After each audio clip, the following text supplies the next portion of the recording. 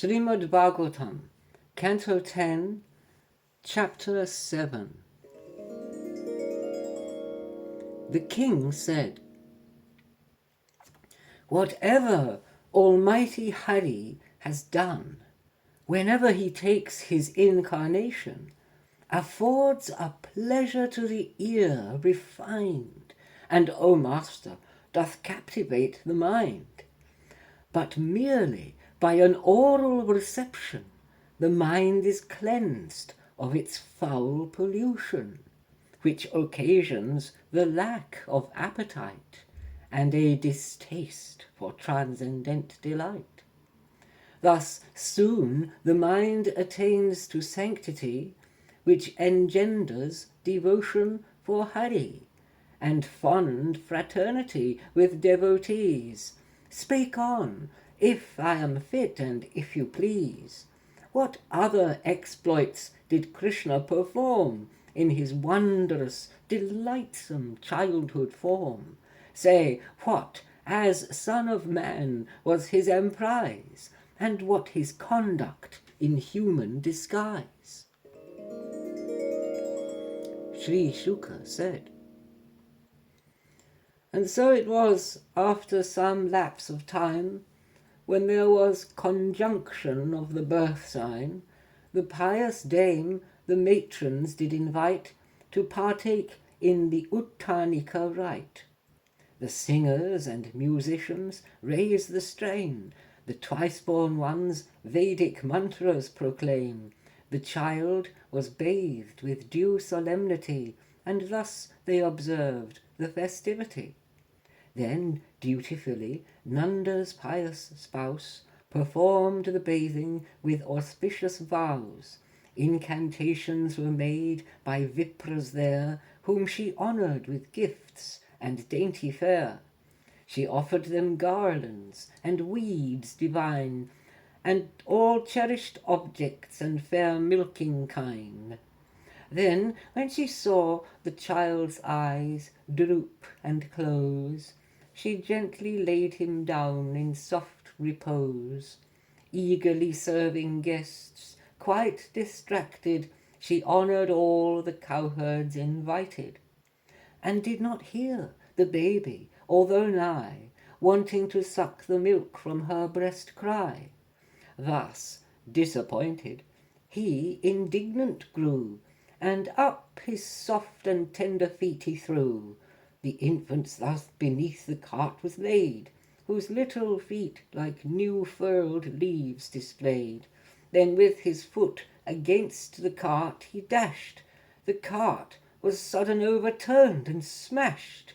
The wheels, the axle, and the axle pole were shattered, and away the vessels roll. And the pots, being shaken by the tilt, their liquid contents were upset and spilt. Which seeing, Yashoda was fraught with fright. The cowherd dames, foregathered for the rite of Uttanika, and the cowherds there, headed by Nanda, were o'erstruck with fear. They wondered at the dire calamity, and questioned how the cart should broken be. The cowherds and the cowherd dames exclaim, disquieted, "Can anyone explain?" The children said, "This infant threw about his legs and broke the cart, there is no doubt." They knew not that he was unlimited, gave no credence to what the boys had said. The astonished cowherds and their women there were of the infant's power unaware. Yashoda then picked up her weeping son, and had the Vipras utter benison. To counteract the planet's influence, they chant the Vedic texts with eloquence. She then, to comfort the infant distressed, now tenderly suckled him at her breast. The strong cowherds repaired the cart in haste, restored the vessels that had been displaced, and then they had performed by Vipras wise a propitiatory sacrifice with curds and water, kusha grass and rice. Those Vipras, without pride or jealousy, without hatred and sans hypocrisy, most accomplished and devoted to truth, their blessings never fruitless prove, forsooth. Thus, for the child's benefit and welfare, the rites were sped with Rik and Sama prayer, and texts from the Yajur Veda were read, and on the child the sacred water shed. When the rites and observances were done, the cowherd Nanda, for his blessed son, then had the noble twice-born ones recite auspicious blessings to conclude the rite. Oblations into the fire they poured, and were supplied with rice for their reward. Then Nanda on those worthy ones bestows garments and wreaths and most excellent cows, and for the well-being of his dear son he sought the Brahmin's worthy benison. He gave gold chains, and all their wants relieved, and they most gratefully the gifts received. The Vipras, who in mantras are adept, who are in articulation perfect, whatever speech or blessing they proclaim, are certainly never pronounced in vain. One day the mother, contented and blessed, held the infant on her lap and caressed. But suddenly his weight could not sustain, that seemed like the peak of a high mountain. The cowherd dame, by astonishment fraught, the refuge of the great being she sought. His weight, like the whole world, did her confound, and went to work, leaving him on the ground. Now, then another Daitya demon came, Kamsa's slave known by Trinavarta's name, on whose order he cut the liquid air, and to the cowherd station did repair. Then in his rapid course he downward bore, and with the babe into the sky did soar. Gokula was assailed by the whirlwind, which their eyes with dust, sand, and grit doth blind. And as he through the skyey regions bounds, his fearsome laughter everywhere resounds. It was about 3/4 of an hour, while the pastures were darkened by the shower of dust, Yashoda came to the same place where she had left him, but now found no trace. Indeed, they could not one another see, and were bewildered by anxiety. The dust by Trinavarta fills the skies, and particles of dust blinded their eyes. Thus, by the dust, raised up by the whirlwind, the mother could her dear son nowhere find, and heedless fell into predicament, as a cow doth for her lost calf lament. When the force of the wind 'gan to abate, Yashoda could not her dear son locate. The cowherd women, when her weeping heard, they in lamentation with her gathered. All of them then express their grief and fears, and down their faces roll the piteous tears. Now Trinavarta, with diminished force, who as a whirlwind held through the sky his course, and as to the vault of heaven he goes, suddenly more ponderous Krishna grows, and as the burden on him sorely pressed, it did his forward motion then arrest. The demon felt about his neck the weight of a huge rock, and could not extricate his neck or limbs, nor could give him the slip, and thought the child wondrous with his firm grip. Thus, being suffocated in the skies, all breath was choked, and bulging were his eyes, and thus without a murmur or a sound, he with the child fell down upon the ground. The demon fell with devastating shock, his limbs were crushed and broken on a rock, and headlong down from the sky came tumbling down, as when Rudra severed the triple town. Then forth the cowherds and their women came, restored the precious infant to his dame, although lost and abducted and deplored, the child unhurt in safety was restored. And though they had no inkling of the cause, they thought the child released from death's dread jaws. Thus Nanda and the cowherds achieved bliss, and the women, cowherd women, gained happiness. Ah me, what an astounding mystery! Since we the innocent child did not see, the man-eating Rakshasa has been slain, and he returns to us unscathed again. Surely the sinful one to death proceeds by cause of his own iniquitous deeds, but the good see with equanimity and are freed from fear and adversity. What arduous, long penance have we done in worship of the illustrious one! What donatives and acts of charity, what welfare works and public piety, since we deplored the losing of this boy, yet he is now restored to bring us joy. Amazed at many wonders that befell, while there in the great forest they did dwell, Nanda, astonished with all the cowherds, recalled Vasudeva's prescient words. One day the cowherd queen took up her child, and held him on her lap, by love beguiled.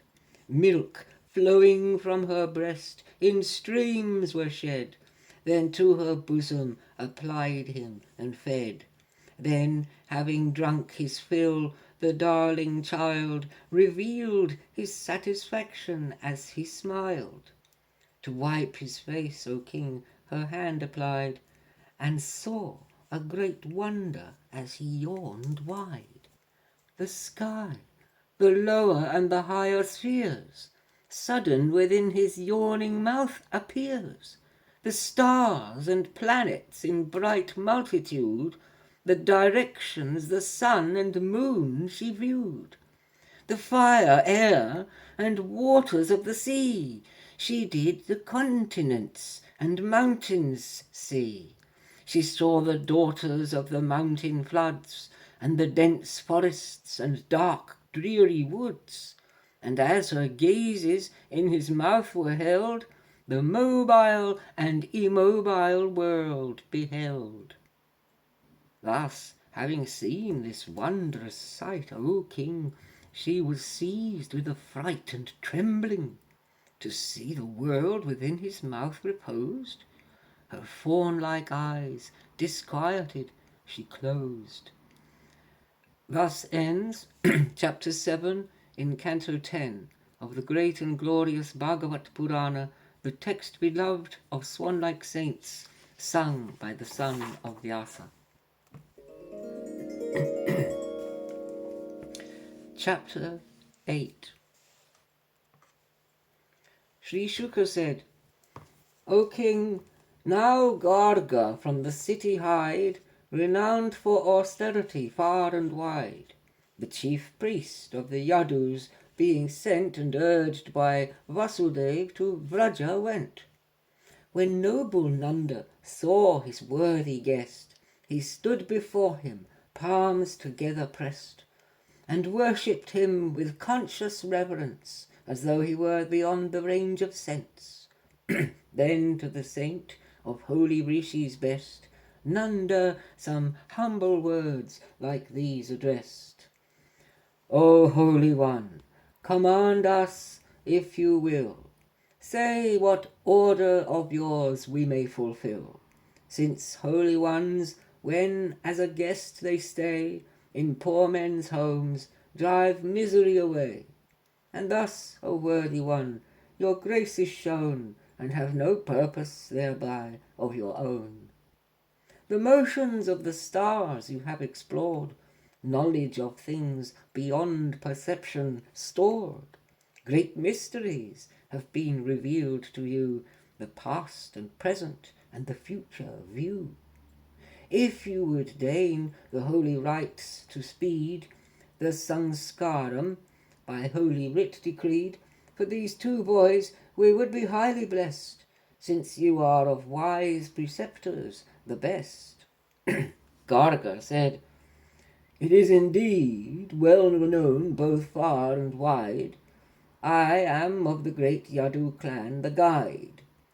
If I perform the rites, some doubt may be that your son is the son of Devaki.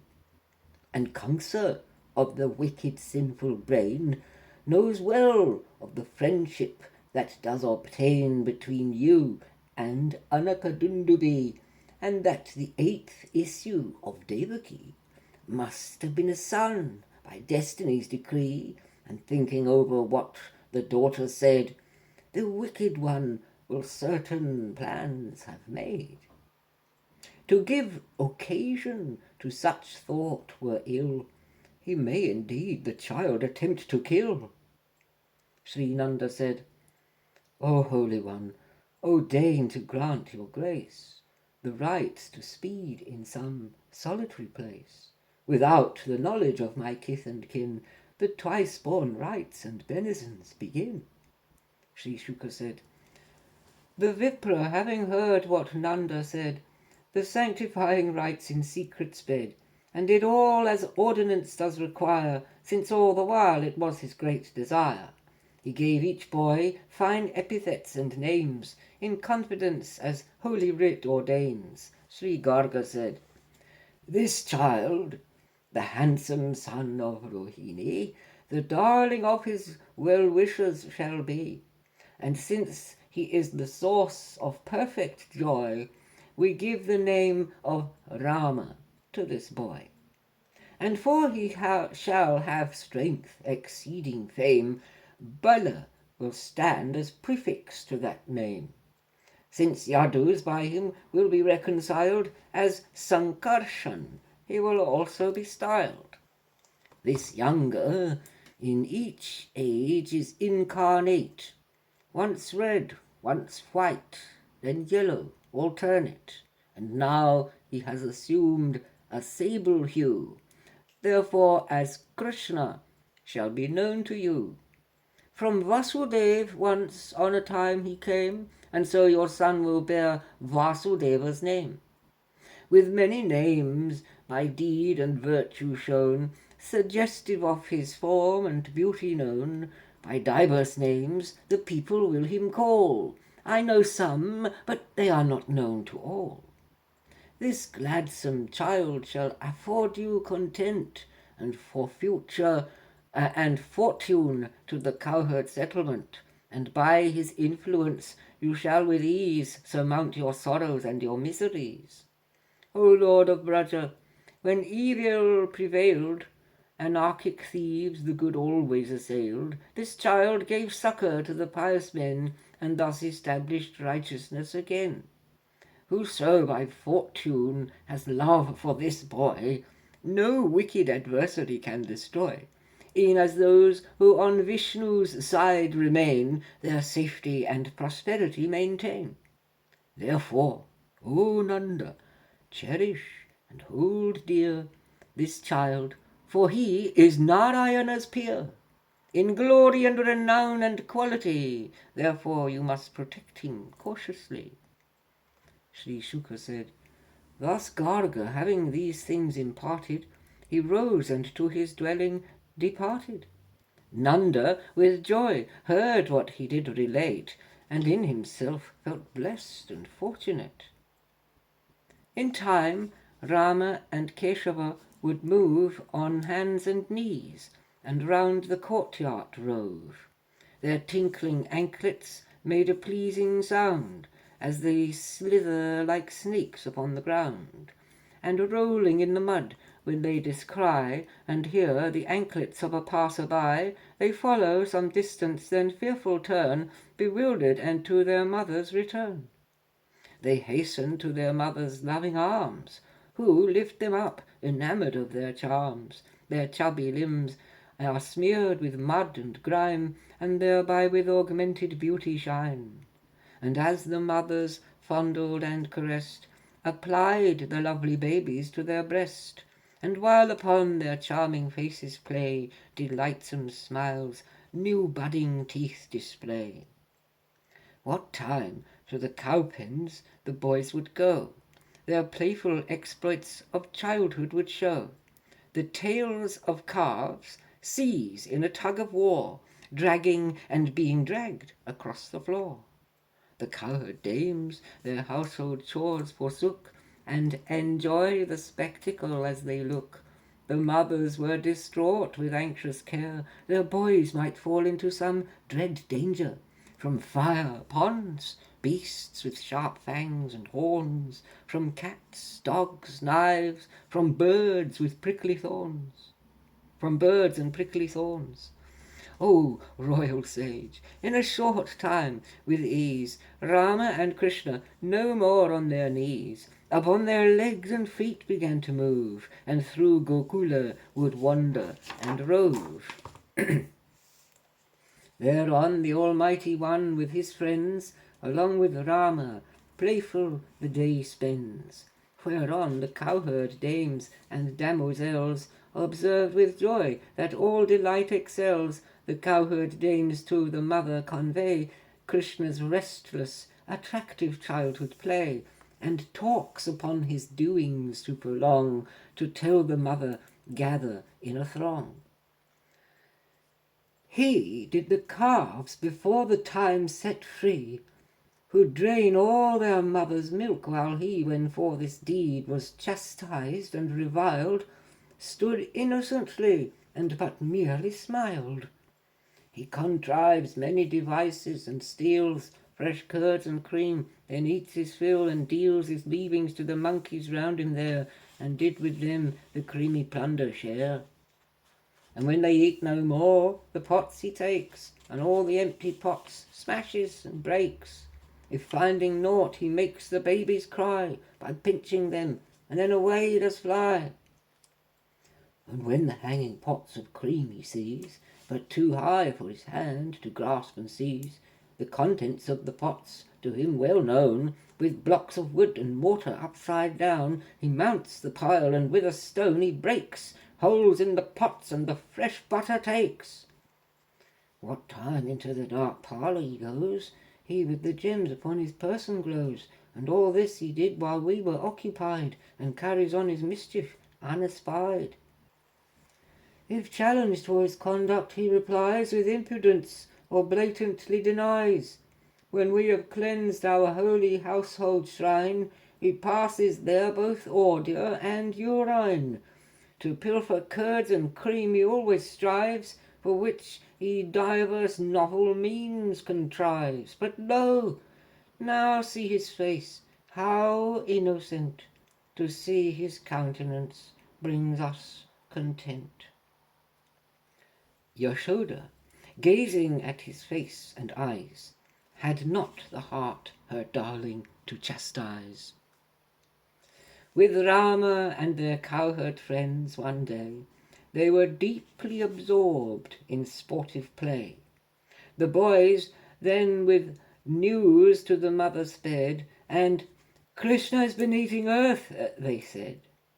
She seized Krishna and took him by the hand, anxious for his health, and 'gan to reprimand. She looked upon his face, and fear expressed, and being much chagrined, these words addressed: "Wherefore, O child of restless attitude, have you been eating earth in solitude? Your elder brother and your friends all say that you have been secretly eating clay." "Oh, mother mine, their complaint I deny. I have not eaten earth, my friends all lie. But if you think that they speak truthfully, then look into my mouth yourself and see. If it be so, then open your mouth wide, and I will look and see what is inside." Thereupon the illustrious Hari without diminishing his majesty, stretched open wide his mouth in childish joy, as if he were an ordinary boy.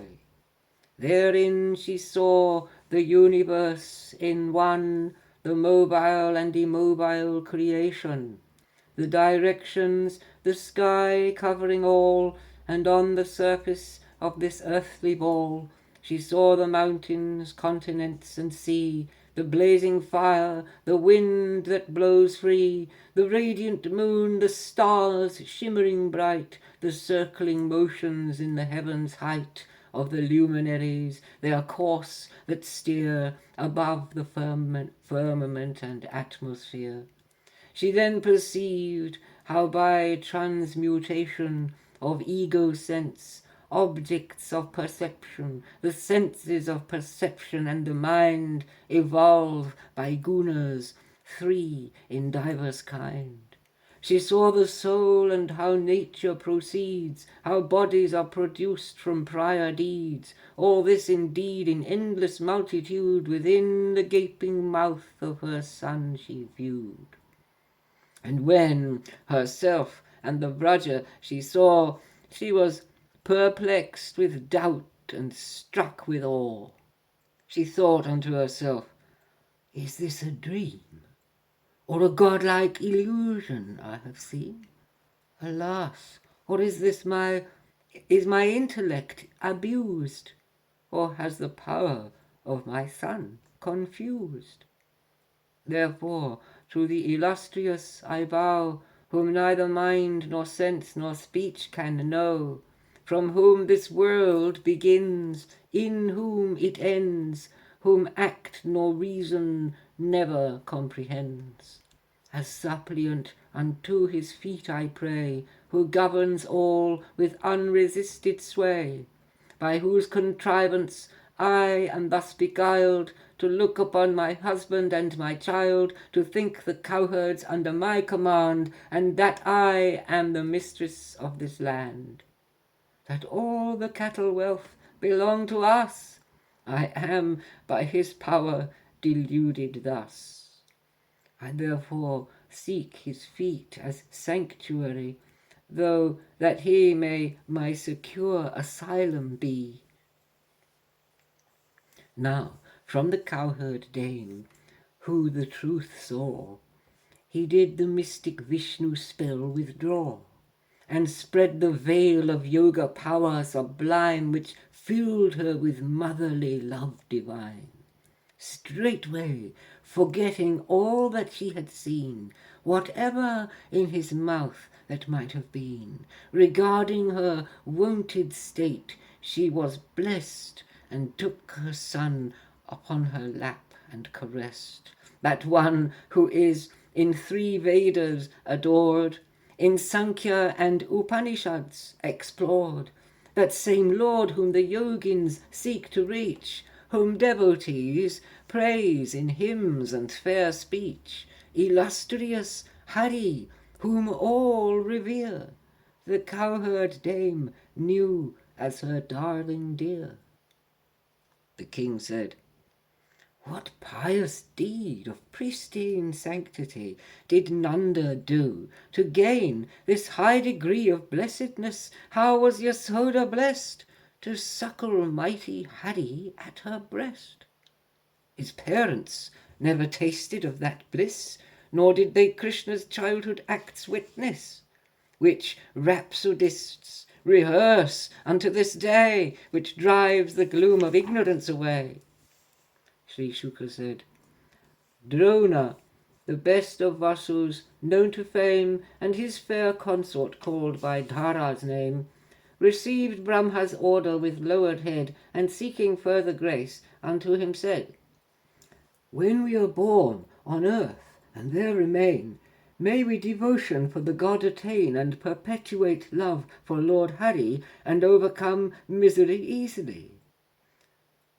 The one illustrious did this permit, and confirmed the blessing with, so be it. That same Drona as Nanda took his birth, and Dara was Yashoda here on earth. And so the pious pair gained high renown, and considered Janardhan as their son. Then with cowherds and cowherd dames began to dwell, O foremost of the Bharat clan. To fulfill Lord Brahma's word revered, the mighty Krishna in Vraja appeared, and there with Rama and the cowherds stayed, and sweet exploits of affection displayed. Here ends chapter 8 in book 10 of the great and glorious Bhagavat Purana, the text beloved of swan-like saints, sung by the son of Vyasa.